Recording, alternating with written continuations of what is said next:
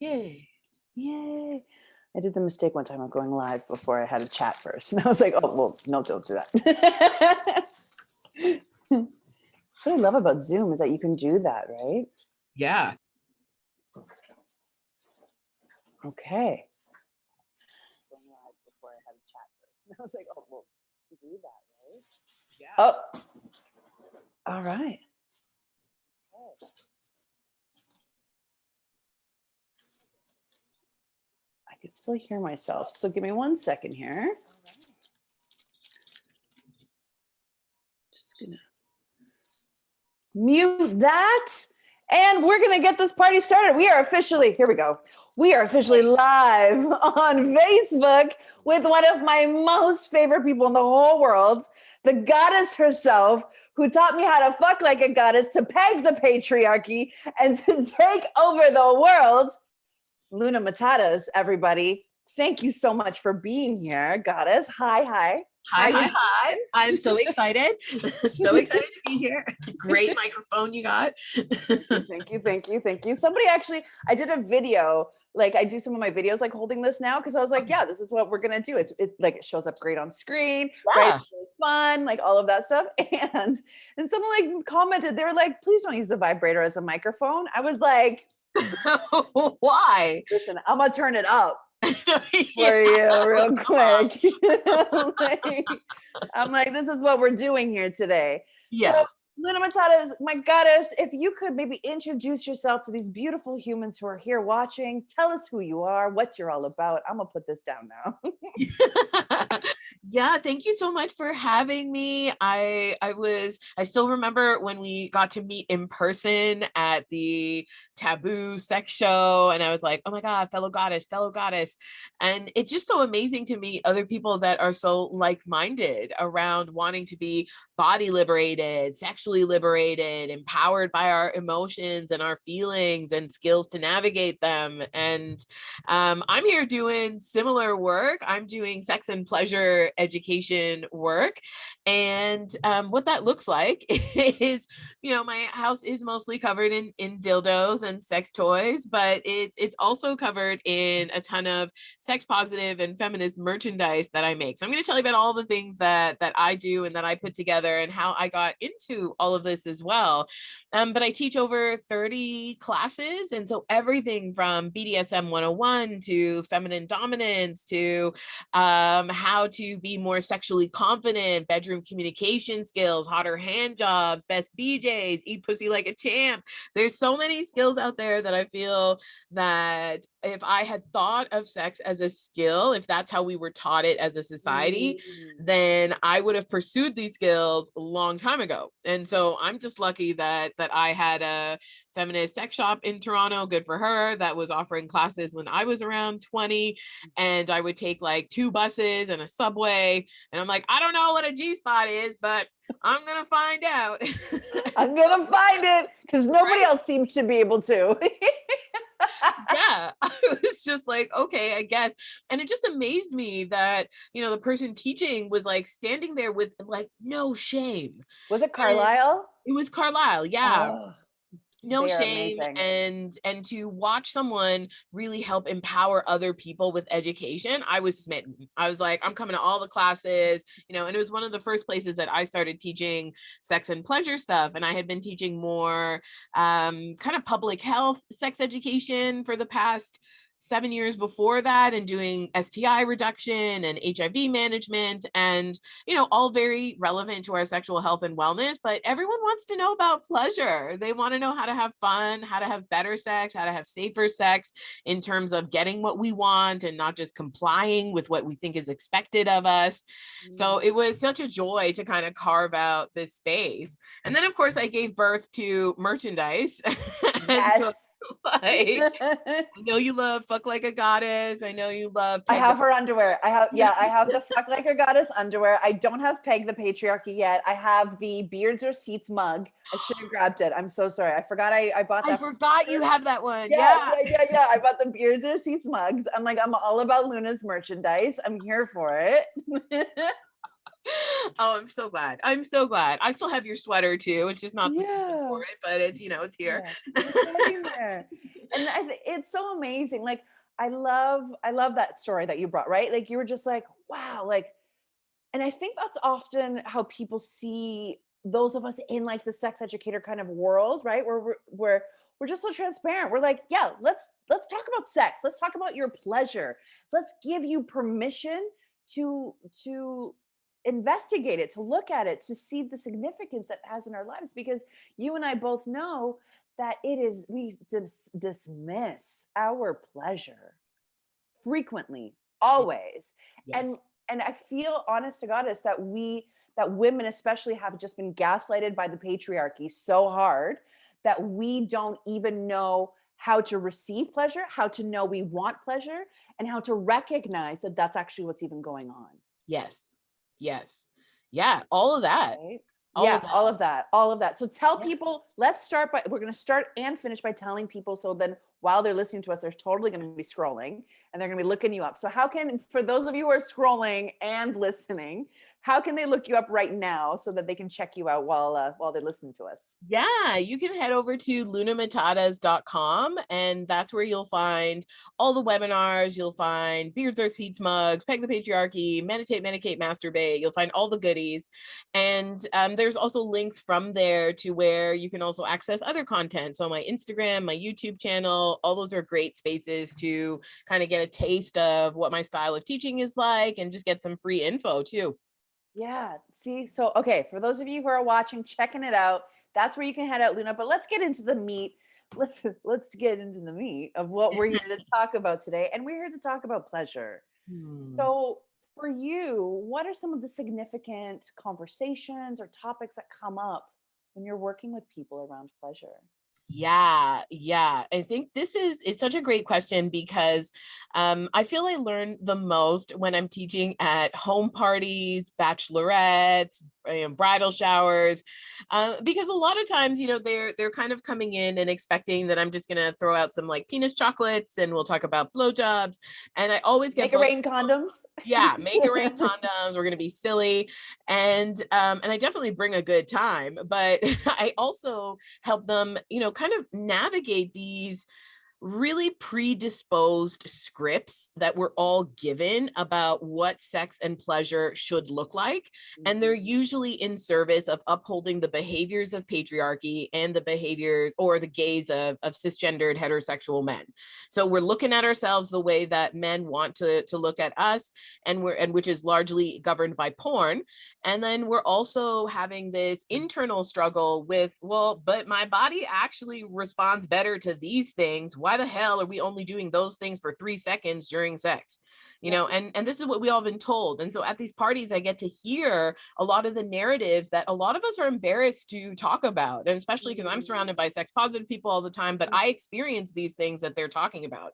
So it's stuff like, how do I get through, sex faster? Because I'm just not that interested, but I feel like I have to do it. Right. Yeah. And all of us have been there. We've all like gone along to get along. We're kind of like we sometimes are emotionally bartering through this physical intimacy with our partners. It's a way to feel close to people, and that's okay if that's intentional. If you're like, yeah, like this is what I want to feel. But if it feels like you have to kind of manipulate to be able to get this closeness through being compliant around sex, that's a problem. That's a betrayal of yourself, right? Yes. Yeah. And that's not pure consent, I don't feel. No, I feel don't that's either. that's dirty consent. I'm going to call it dirty consent is what I'm going to call it, because you're convincing yourself that that's what you should be doing. And for those of the goddesses that are watching, one thing that I do say all the time is don't shit all over yourself, right? You either do or you don't. Like, let's get clear about our power here, right? Yes. So Yes. I appreciate that you saying that. Yeah. And the other big thing is what you just said around this power, that like not recognizing that there is power in responding to our own pleasure for our own pleasure's sake. And that I don't just have to feel sexy or good or cute with the validation of somebody else, that I can walk out today and feel cute. Oh. Sorry. It's okay. I I didn't was like, realize everybody could hear that. And I was like, oh, sorry, friends. I'm so sorry. I totally forgot to press record. My bad. don't worry. And I think that's also patriarchy, because patriarchy teaches people who are socialized, women or femmes, to really be cognizant of how we talk about our needs. So first of all, it's like we're praised for being selfless. Like the absence of self is a goal. Like what the hell? Like, like this is a problem. What is that? What I don't know. it's martyr syndrome. So I call it martyrdom. Everybody wants to be a martyr, but nobody realizes that the martyr always fucking dies at the end of the movie. You know what I mean? And you're like, what? Yeah.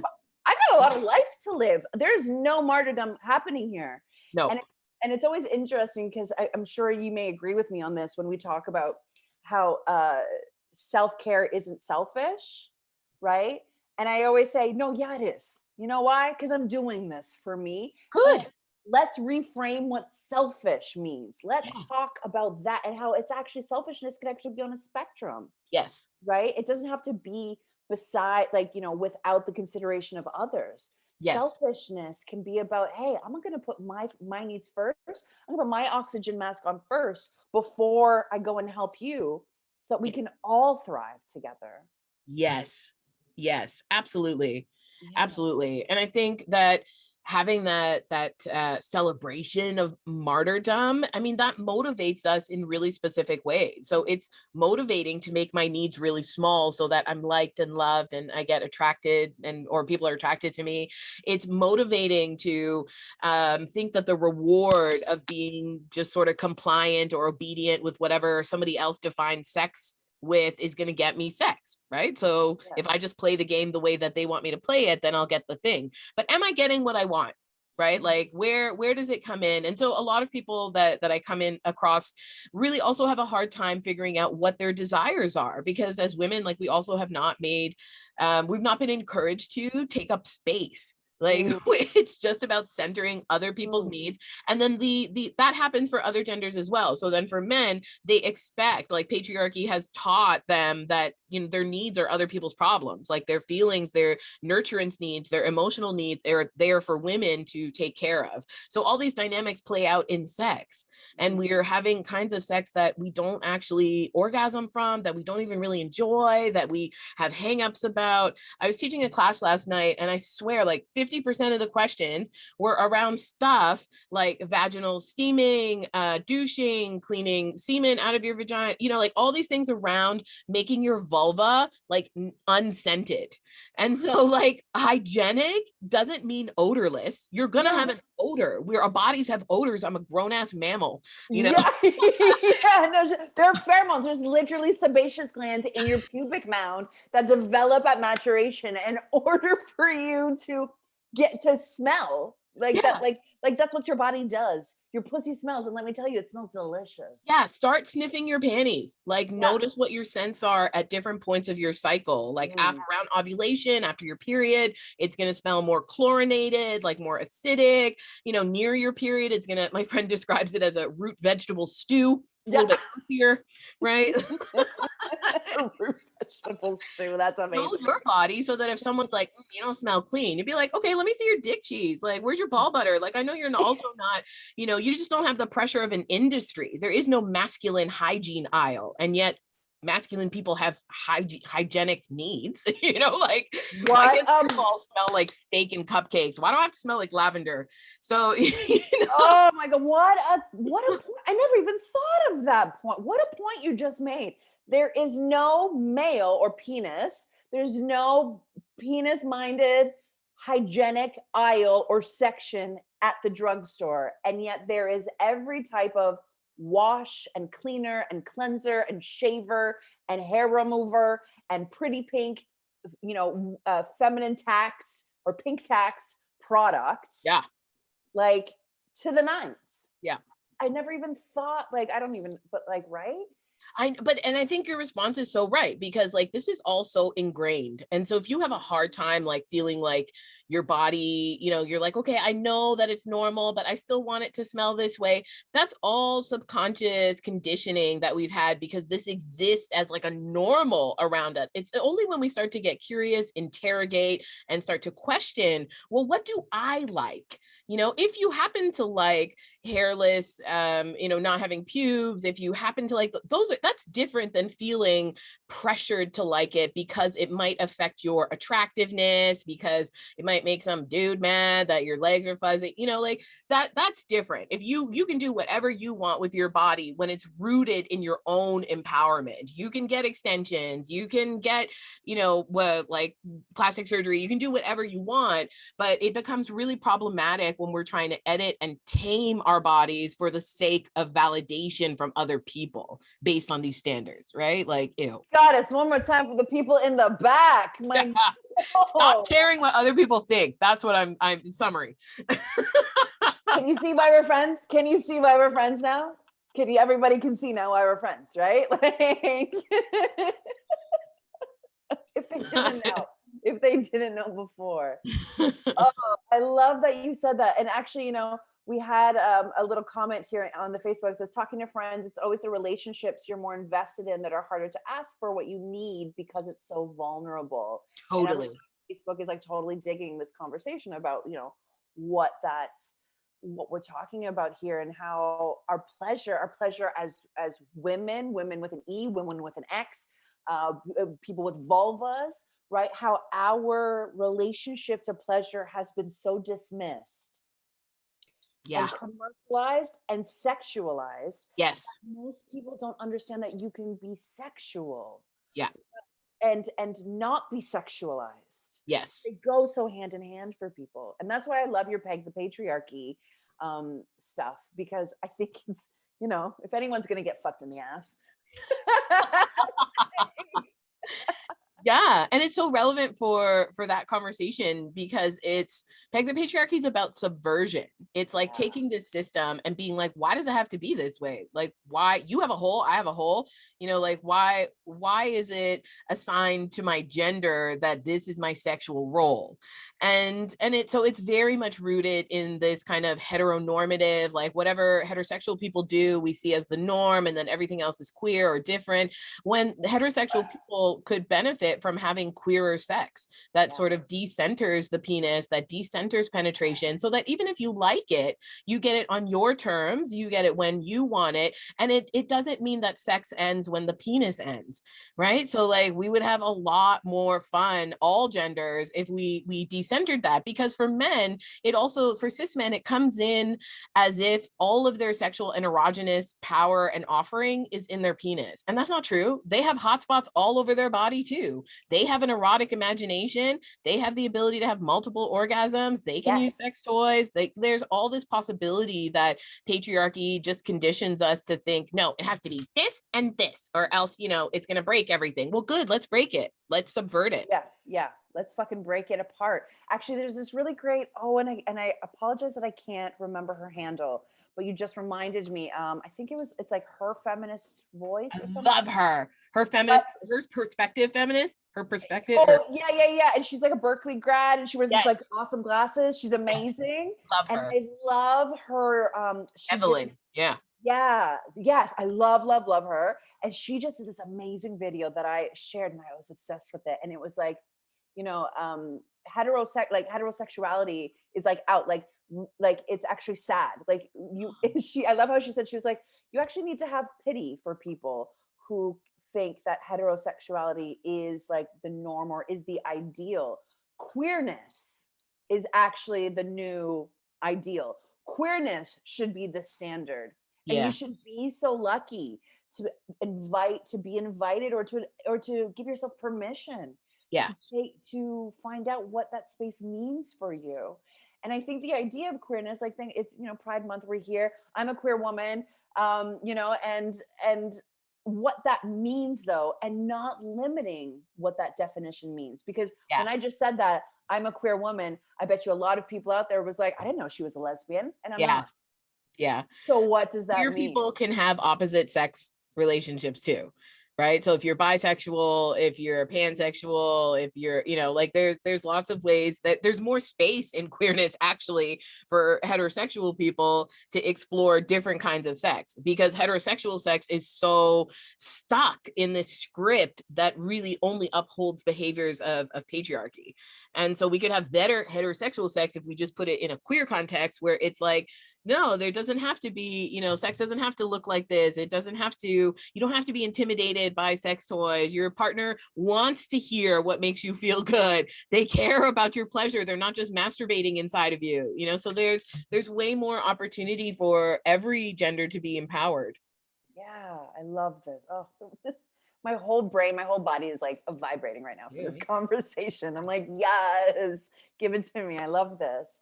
So, in kind of this theme and kind of this line, you work with all gendered bodies, all beautiful humans, and you work in terms of like different kinds of sex. So, what are some different kinds of sex then that people can have? And like maybe we can start stirring some inspiration for people to ask some more questions.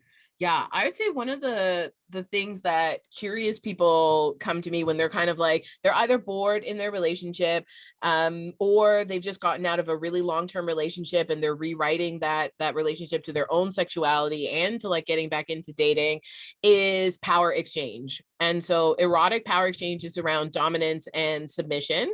And sometimes we kind of think that already just means one person does all the things, one person receives all the things, but that's not true. I mean, erotic power exchange is actually something that tells this story of one person producing the scene and the other person surrendering their control and their power to the producer within specific boundaries. So in this space, here's what power I want to give up, but I'm going to withhold enough power so that I still feel like my humanity in this space.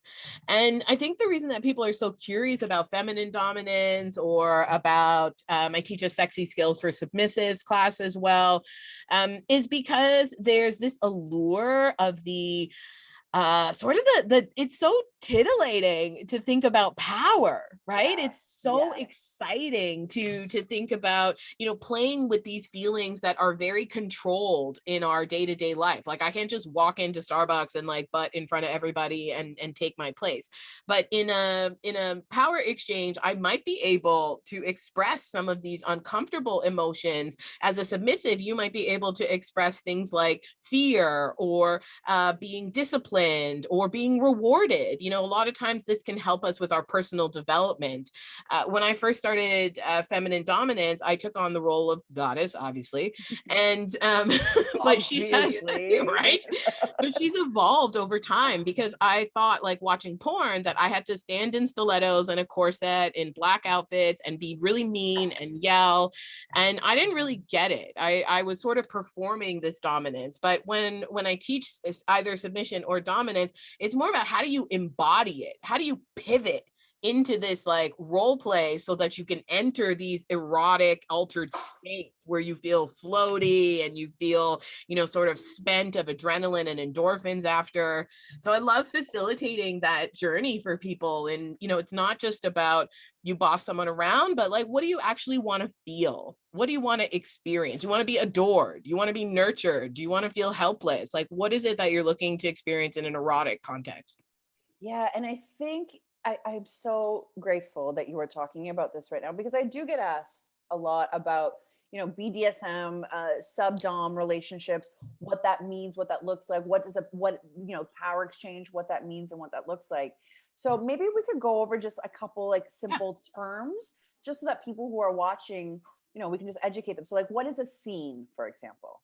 Yeah, that's great. So a scene usually depicts the set of activities that you're going to do that time or that evening or that night with your partner. And so the scene's going to have a beginning, a middle, and an end. And why the beginning and end are especially important is because we might be playing with emotions that are uncomfortable, that are really big. We want to make sure that we bookend. We know that where it starts and where it ends, because you might like being called a slut in the bedroom, but then we go to buy cantaloupe and I'm like, hey, me slut, pass me a cantaloupe. And you're like, don't call me slut. You know, we're in the grocery store. Like, so yeah. Or we want to have clear beginnings and ends. And a scene also has things like you talk about boundaries, you talk about safe systems, the way that you're going to communicate through these characters, and what activities are allowed this night and what are off the table. So it's exactly as you would plan out. You would plan out like you were acting something, because all of this is role play. You know, I see a lot of dude dom profiles that I try to match with them because I'm like, I need to tell you off, but they can't match with. There's no way they can match. Like, no. Your energy like the antithesis to like whatever they want. Like, but their profiles are like, I'm naturally dominant, and you know, I'm just a natural dom, and you know that's so troubling, because if you're a natural dom in real life, that just means you're a bully, that you're domineering. Like, and you don't expect consent, an ongoing active consent. Yep. So I see those. That's a huge red flag. But yeah, so that's what a scene would look like. Yeah, I love that. Thank you so much for explaining that, right? Because I think one of the biggest misconceptions of playing in scenes and like having that kind of stuff is that people think that like this like heteronormative cisgendered sex that we have is the safety, is the safe zone, right? And that playing intentionally in a scene and, you know, exploring in that is not, and it's somehow perverse in an unhealthy way, when it is actually the most informed, negotiated, safe, consenting, beautiful way to express pleasure or emotion or whatever it is that you need to negotiate that through you, upon you, with you, right? And to be honest with you, from a psychotherapeutic perspective, it's actually a lot safer in this day and age. In today, in 2021, it is so much safer to engage there than it is in this other space, right? To engage in the heteronormative cisgendered space, especially, you know, myself as a psychotherapist, hearing about rape disclosures this year, hearing about suicide attempts this year, hearing about sexual assaults this year, being a victim of my own sexual assault this year. And having those experiences that no longer feel safe, look safe to so many people, and we don't have the language to identify it. And I bet you that there is somebody listening to this right now, or who will listen to this, and who is going to say, holy shit, light bulb. Yeah. And we've been conditioned to think that the way in which so many of us are doing the sex is supposed to be safe, and it's not, in so many different ways. And we've dismissed our safety and our ability to engage in active consent because of you should do this is what it should look like, and sex ends when he comes, when the penis comes. Yeah, absolutely. Absolutely. I think all the skills that I've learned in kink, from communication perspectives, I use in non-kinky sex too. Like, we should be checking in with each other. We should have safe systems with each other. We should talk about boundaries. We should talk about what activities do you want on the table. And I think it also gets people like myself who, you know, we struggle with people pleasing. If you struggle with receiving, if I'm like, oh, I like your shirt, and you say, oh, I've had this for like 5 years, I just found in the back of my, you know, you can't just say, oh yeah, like yellow's my color, mustard's my it, right? And so if you struggle with any of those things, kink is an opportunity to own your erotic voice. It's an opportunity to feel like you belong, and which is where the confidence comes from. And you know, kink, I think the other big misconception is that kink is extreme. You know, kink could be doing the activities you already like with a little bit of sensation play. So you don't have to have whips and chains. You don't have to have characters. You could simply change oral sex by blindfolding your partner and taking charge and going down on them. And that's kink. That's now kink. You're kinky. Yeah. So kinky equals creative. That's all. Yeah. Thank you for expressing that. Right. Yeah. Put an ice cube in your mouth and go down on your partner. Right. Regardless of the genitals. Like, and try that out. Now you're kinky. Yeah. Right. So most people out there, you're already in that space without acknowledging it. And that's why, you know, we're talking about this, is to acknowledge, hey, don't worry, you're normal, you're healthy. And here's how to continue to stay in that space. Can you please also now kind of define or give context for what dominance, and submission looks like, means, just so that people Yeah, understand? sure.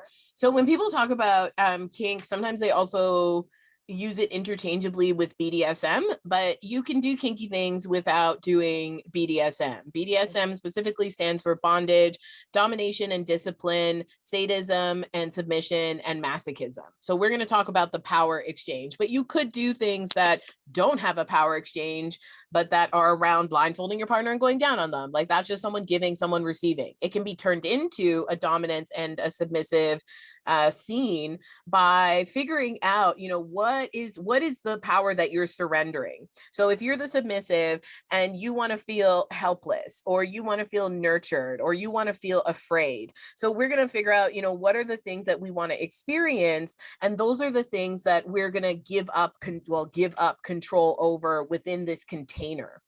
And so, for example, you might want to feel, you might have a daddy fantasy, and daddy fantasies are not about your parents. They have nothing to do with your parent. I can be a daddy. And so daddy is about a particular energy. It's usually an authority figure. It could be someone who's disciplinarian. It could be someone who's adoring. Maybe you've got a really sweet daddy who all they want to do is take care of you and give you foot rubs and oral. Great. You know, and My kind of daddy, just saying. right? Yeah. So if you're submissive, I would put the word submissive in the middle of a page and really just think about what ideas come up. Are there outfits? Do you picture a schoolgirl outfit?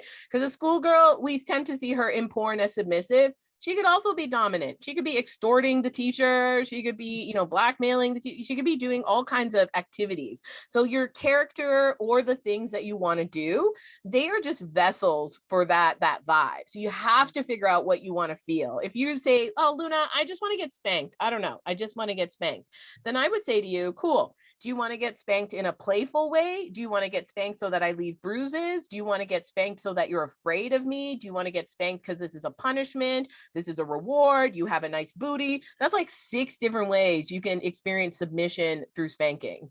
So we want to get Speaking alone. Yeah. Yes, yes. And So likewise with dominance. Yes, we want to get specific for sure. And I think, you know, the negotiation, that's what we've lost a little bit in, like, and I'm just going to call it, like, you know, everyday sex, like, you know, because everybody understands the kind of the context when I say that, right? The everyday sex, right? And one of the things that I think is really important to note is that when we say submissive, we don't mean powerless at all. Submission doesn't mean powerless. In fact, submission is actually the most powerful character in the scene.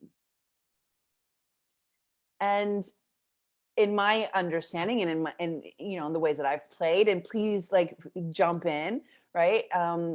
But it's about, you know, you negotiate with the dom, you negotiate and talk about, hey, this is what I'm here for. And their job actually as the dominant is to serve you as the submissive, even though you may be actually, like, physically serving someone else, but the energy is of the dom holding that space and serving you to be able to show up in that way. Absolutely. Absolutely. As a dominant, I like submission and dominance, but if I'm playing with a submissive, I need to understand what I'm allowed to do. So what's on the menu? You know, what do they want to feel? What do they want to do? How do they want to be taken care of? And then I'm going to tell them the exact same thing too. And so there's this mutual co-creation of this fantasy. So you're not a passive player in as a submissive. It just means you're the person probably getting things done to. But it also doesn't mean that you couldn't be a submissive in a way that still evokes those feelings, but maybe through different activities. So as a submissive, I could tie up my dominant because maybe I'm just being told what to do. So I'm going to be a good little submissive and do what I'm told, right? And I also think that people sometimes they get confused with what makes it feel most intense. And so sometimes people think that if we talk about things, that takes away the intensity, it takes away the spontaneity. It does not. and it doesn't, because you could tell me, hey, I want to be spanked tonight, I want to be cuddled, I want to give you a foot massage, and I might say, okay, great, well, you'll be lucky if you earn, the opportunity to do all three of those, but we'll see what order they're in. We'll see what intensity they're in. We'll see, how you get, what's all the in-between stuff that I know you like that we're going to get to. And so it really actually empowers. I think what's scary about it is that it empowers you to feel safe to go into your own feels versus someone like forcing or pushing you into that and them having to guess. As a dominant, I won't play with a submissive that can't articulate, and I will tease it out, but if they don't know what they want, I'm like, this is boring for me, because you're just going to be kind of experiencing thing on a surface level, and I want to go into the erotic imagination. Wow. Do you see that more with women or with men, in terms of not knowing? Because you mentioned it, we touched on it before, but let's talk a little bit more about like not knowing what we want and what we desire, and kind of teasing that out of us, whether literally or figuratively, you know what I mean? Yeah, for sure. Yeah, There what is is a that? gendered difference, because I think if you look at any porn category, it's typically going to be very gendered. So rough sex is usually about the female experiencing rough sex, but really anyone could experience rough sex, right? And so you'd have to really look for that category. So I think that it's problematic, but cis men especially, are usually able to kind of talk about, like, if you ask them, they'll talk about like categories of porn they're interested in, right? They're like anal, face sitting, BBW, whatever. Yeah, threesomes, yeah. Yeah. And so what we can do is kind of also model the behavior. I'll be like, oh, those things are fun, but I'm also really into affection and pussy eating champs and like someone who's really communicative. And then someone might respond at that level versus just like kind of talking like porn. With women, I think sometimes because of patriarchy, we've also been conditioned to not be intimidating with our communication. And so we don't want to say outright, I like this, or I want this, or can you do this? We're kind of alluding to it, or we're trying to, like set up clues to like what we want. And for good reason. I think we've also, all of us have experienced, moments where we've took up space in sexual and other non-sexual environments. And we've been, we've had not so great consequences. Like you've been called a bitch, or you're, told that you're too much, or like, don't take this too seriously, no drama, blah, blah, blah. Right. Yep. And that always comes from just like a woman expressing strong emotion. Like strong emotion. So I think so I think it probably has stunted our ability to really get into our desires. And you can explore that if you're like, I don't know, Luna, I don't know what I'm into, I don't know, whatever. There's erotica, there's audio erotica, there's written erotica. You don't have to go to porn. Take classes just because you're like, I don't know why anyone would be into that. Why is someone into that? Take that class, because when we stretch our erotic imagination, that's where we learn new ways to get turned on. That's where we're like, ooh, I didn't even know I had that, pleasure crevice, waiting for me. I love that pleasure crevice. Right? That's amazing. I'm gonna use that. It's on my back. Like that's like yeah. Well, and like people don't realize that the clit needs some stimulation, that the G spot actually doesn't. You have no idea how many arguments I've had with men about that the G spot doesn't exist. With men, I'm like, you're not allowed to tell me. You're not allowed to tell me what's going on in my body. Just first of all, letting you know that, like actual MDs. I actually had a patient come to me last week and say that their gynecologist, which was a man, told them that the G spot doesn't exist. Like literally, like this happened within the last month, this conversation. And I almost called the medical board. I was almost like, this human needs to not be touching women's anything, because what are you talking about right now? What are you even talking about? Right. Yeah. So through that, we've become so dismissive of our own desires, of our pleasure crevices, and then being almost, I don't know, like for some people to fear. And I think it's also a fear that has been masked with this like inability to like know what we don't know. You know what I mean? To want to explore, to want to kind of do that work, because of all of this. Yeah. stuff. No, I Right? agree. I think like there's so much shame. There's so much, if you like these things, you are a good, marriage material, girlfriend material, partner material. If you like these things, you're some wild freak who like it's good for sex, but you shouldn't really like get down with that person. So we map people's pleasure onto their personality, like as if it says something about you. Mm. And that's why I loved starting to teach kink, because a lot of kink educators are white, a lot of kink educators are thin cis women, and I came as this like chubby femme brown person and wanting to do dominance and polka dots, and why can't I? And I found out that I could, but there is sometimes this shedding, and it's a process of grieving, right? It's grieving what we thought behaving in this way would get us. We thought if we are the good girls, if we are the good people, it then it would get us love, companionship, friendship, partnership, success. And it's really so awful that there is so much more depth to our pleasure than it's possible within that kind of narrative. And having all of these like goddamn like medical professionals, like who do you talk about your pleasure? Like you would think gynos would be the ones that you talk about, but they don't actually have a curriculum around pleasure. They don't know anything. They don't have a mapping of the nerves of the clitoris. There's 8,000 nerve endings that they don't know about. So it's really embarrassing actually that science is still so misogynistic. But it helps us understand why a lot of us don't feel like we have safe places to really talk about it. We only talk about our reproductive parts with our healthcare providers. We don't talk about anything that's pleasure centered. Yeah, and we forget that the entirety of your body is an erogenous zone, right? So when we talk to people about sex, it's like sex actually doesn't mean penis in the vagina. Like that's not real. That's not like that is not the definition, No. right?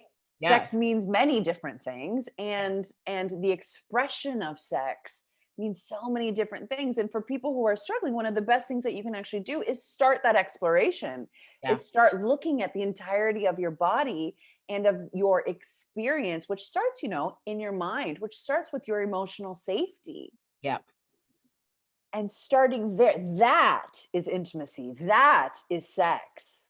And building on that with, physical and pleasurable responses, and sometimes even mental and fantasy, right? And bring that Absolutely. in. Absolutely. And I think masturbating is a great way to do that. And if you like try even not masturbating for orgasm, like masturbate so that you can see, oh, my arousal's at a 2. Oh, that's what a 5 feels like. Oh, that's what like an 8 or a 9 feels like, so that we can understand when we are ready when we're with partners. If they want to move on to something else and you're still at a 2, well, then do the things that get you to a 5 and do the things then that get you higher, because the more that we can bring, like you said, like our whole body is in an erogenous zone. So we want to cascade that stimulation out to all of our bodies by time we hit the high energy, high pleasure things, because they're going to have more impact. They're going to feel more pleasurable. Totally. The number of almost orgasms I've had just from nipple play. Oh, You know yeah. what I mean? Right? Like, and oh, I was like, girl, we could talk about, I was like, nipples just reminded me of like talking to women who are breastfeeding and how some women have orgasms when they breastfeed and how there's so much shame and stigma around that. And you're like, whoa, calm down. So that's like a whole other hour that we can talk about that stuff. But right, but we have all these like misconceptions, these preconceived notions as to what pleasure means, what it looks like, and what as women, men, and every gender all across the spectrum, how we are called to show up for it, and the rigidity around that, right? And that's why these conversations, and I'm so grateful that you're here today to help us bust through some of these conversations and get people listening and talking and being like, okay, hold on. Maybe I've been doing intimacy. Maybe I've been doing eros. Maybe I've been doing this like whole sex thing a little bit limited. Not wrong, but a little bit limiting. Right? Yeah. So, Luna, Goddess, what are some ways? Let's get back to, let's remind everybody, what are some of the classes that you teach? What are the ways that people can connect with you? Because this has just been such an incredible conversation. Yeah, thank you. Yeah, it's been really good for me too. I was just thinking as we were talking about dominance, I have a 4-part do it like a dom coaching series. So you do one-on-one sessions with me if you're new to fem dominance. If you want to learn via on demand, all of my webinars are on demand. So there's a sexy skills for submissives, there's delicious dominance for all genders, and there's be a fab femdom for people who want to engage in feminine dominance. And I highly recommend, I'll tell you what my most popular class is.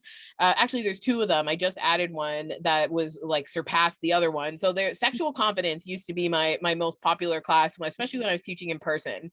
And that one's amazing if you struggle with body confidence, figuring out your desires, your fantasies, if you have shame with communication. And then the other one is bedroom communication skills and confidence. And so that one's slightly different because it also appeals to people if you're in partnerships where maybe you know your partner really well, but you just still feel, this, like someone mentioned, like this is a very intimate situation. So it's hard to figure out what the language is. And then the next most popular one is dirty talk. So if you're into dirty talk, there's 2 dirty talk classes. If you're into butt stuff, I host a podcast called the Plug Podcast by B-Vibe, and B-Vibe makes all these amazing like butt toys like behind me. Yeah. And I don't know what my life is now that I get to host an anal sex podcast. Like, I don't tell my mom. I don't know. This is amazing. It's It's just amazing. true. Yeah. And the reason why I love talking about booty stuff is because particularly when I used to go to the bachelorette parties in person, they'd always book me for a blowjob class. It would always end up in anal, Always. 100% of the time. Anal. Always. It always ends up in anal because people like anal, but nobody wants to talk about it. And people are having terrible anal. Terrible anal. Terrible anal. Okay, wait. Before we let you go, then give us 3 tips for good anal. Well, I would, yeah, I mean, yeah, like use lube, have communication about it, and you have to train your ass. So you have to play with your own ass before somebody else plays with yours.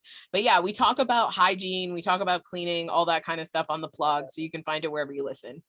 I love that. Thank you so much. The Plug. What a clever I know, so cute, right? That is so cute. Goddesses, lovelies, friends, if you are watching, I'm sorry I'm a little dark. I forgot to set my light. It's no big deal. Okay. But we're here. Luna is radiating with her information and with her education. And I highly, highly recommend you check out her workshops, sign up for a webinar, give her all your money. Just give her all your money and like sign up and learn how you can feel into your pleasure more, feel into your body more, and really take this as an opportunity for you to, learn some new shit. Like in the best, most pleasurable way. You deserve to feel good. And that's what we're both trying to say to you today. So allow yourself to make choices that bring you to a safe space where you can explore that. And Luna Matatas and working with her is definitely one of those spaces. Yeah.